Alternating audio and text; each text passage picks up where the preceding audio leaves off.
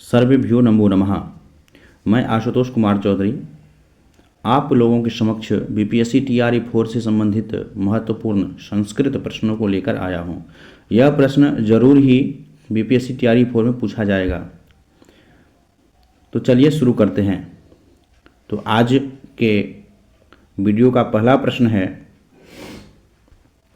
पुराणस्य लक्षणम ऋचः सामान्य छंदांसी पुराणम यजुषासः कुत्र उद्धृतम।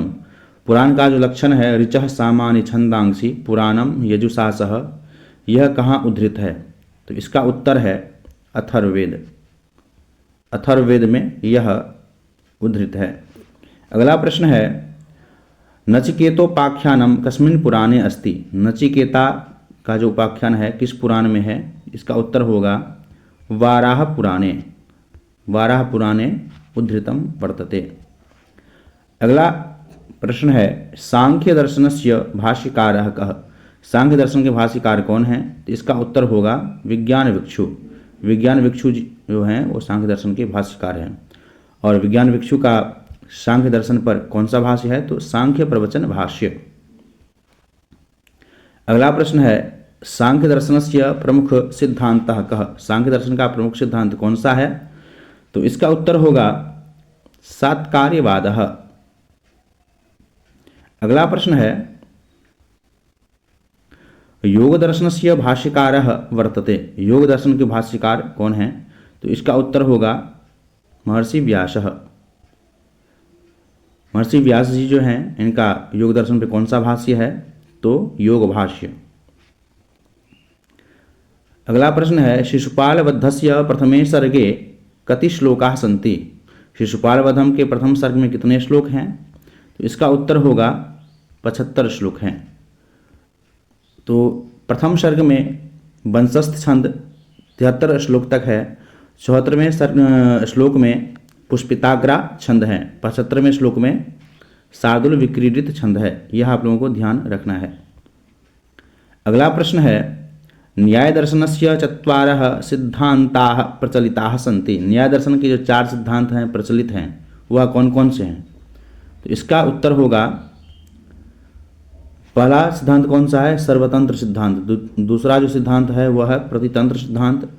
तीसरा जो सिद्धांत है वह है अधिकरण सिद्धांत। चौथा सिद्धांत अभ्युपगम सिद्धांत। यह 4 सिद्धांत न्याय दर्शन के प्रचलित हैं। अगला प्रश्न है, न्याय दर्शनस्य भाष्यकारः कः। न्याय दर्शन के भाष्यकार कौन हैं? तो इसका उत्तर होगा वात्स्यायन। वात्स्यायन जी जो हैं न्याय दर्शन के भाष्यकार हैं। और इनका कौन सा भाष्य है? तो न्याय भाष्य ग्रंथ है। अगला प्रश्न है, वैशेषिक दर्शनस्य प्रमुख सिद्धांतः। वैशेषिक दर्शन का प्रमुख सिद्धांत कौन सा है? तो इसका उत्तर होगा पीलूपाकवाद।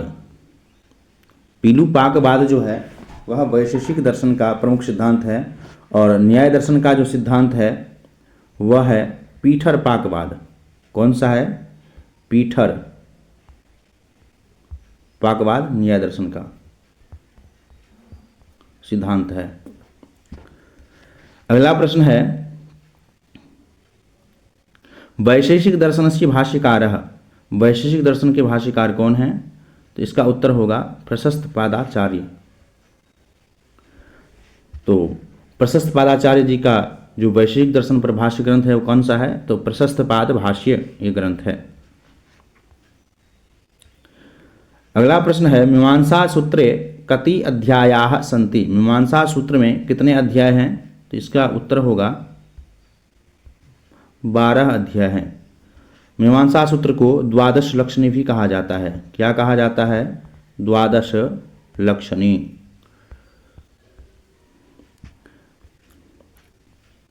अगला प्रश्न है, मीमांसा दर्शनस्य भाष्यकारः। मीमांसा दर्शन के भाष्यकार कौन हैं? तो इसका उत्तर होगा शबर स्वामी। शबर स्वामी जी का कौन सा भाष्य है? तो साबर भाष्य। साबर भाष्य। अगला प्रश्न है, अद्वैतवादस्य प्रवर्तकः भाष्य ग्रंथः तथा च भाष्यकारः। वेदांत दर्शन के जो अद्वैतवाद संप्रदाय हैं उसके प्रवर्तक कौन है, भाष्यकार कौन है और भाष्य ग्रंथ कौन सा है? तो इसका उत्तर होगा आदि शंकराचार्य और शारीरक भाष्य। आदि शंकराचार्य जी जो हैं अद्वैतवाद के प्रवर्तक हैं और शारीरक भाष्य ग्रंथ के रचनाकार हैं। शारीरक भाष्य जो है वह अद्वैतवाद का ग्रंथ है और इसके रचनाकार हैं आदि शंकराचार्य। अगला प्रश्न है वेदांत दर्शनस्य सिद्धांतः। वेदांत दर्शन का कौन सा सिद्धांत है? वह है विवर्तवादः। वेदांत दर्शन के प्रवर्तक कौन हैं? तो ये है कृष्णद्वैपायन।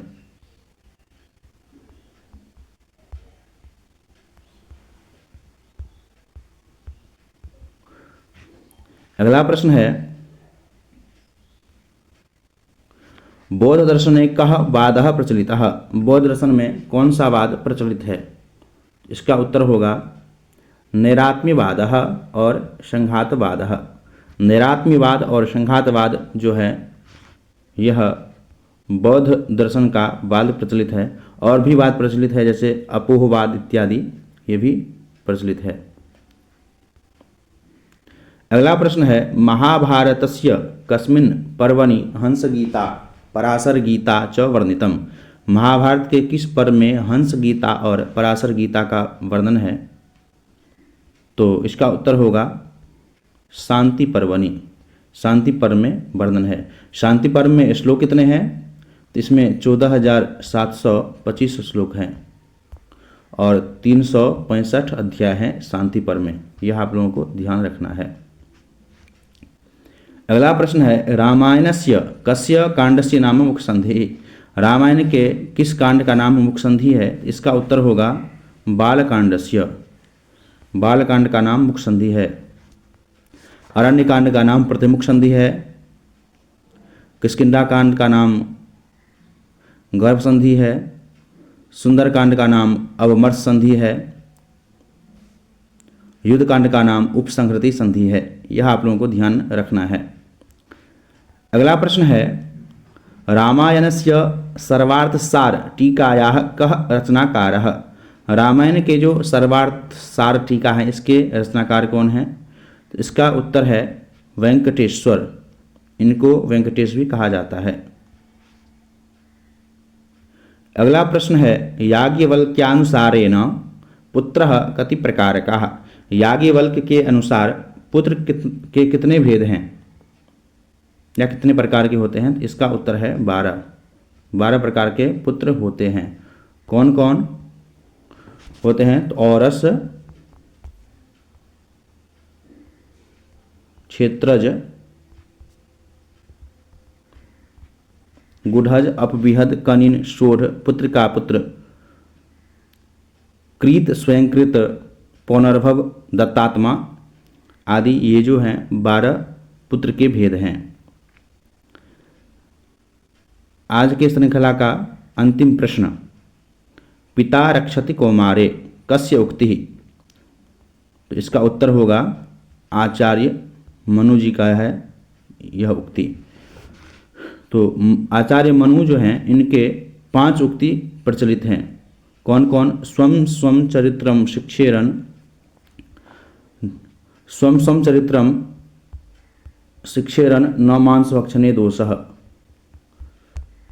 न मांस भक्षणे दोषः, पिता रक्षति कौमारे।